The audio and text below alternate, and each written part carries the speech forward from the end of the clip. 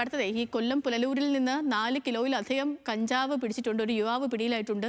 ഇട്ടിവ സ്വദേശിയായ സച്ചുവാണ് പുനലൂർ പോലീസിന്റെ പിടിയിലായത്. മൊബൈൽ ഷോപ്പ് കേന്ദ്രീകരിച്ചാണ് കഞ്ചാവ് വിൽപ്പന ഇയാൾ നടത്തിയിരുന്നതെന്നാണ് വിവരം. ഷമീർ വിവരങ്ങളുമായി ചേരുന്നുണ്ട്. ഷമീർ, കഴിഞ്ഞ ദിവസം രാത്രിയോടുകൂടിയാണ് പുനലൂർ നെല്ലിപ്പള്ളിയിലെ സ്വകാര്യ റബ്ബർ എസ്റ്റേറ്റിന് ഭാഗത്ത് വെച്ച് ഇയാളെ കഞ്ചാവുമായി പോലീസ് പിടികൂടിയത്.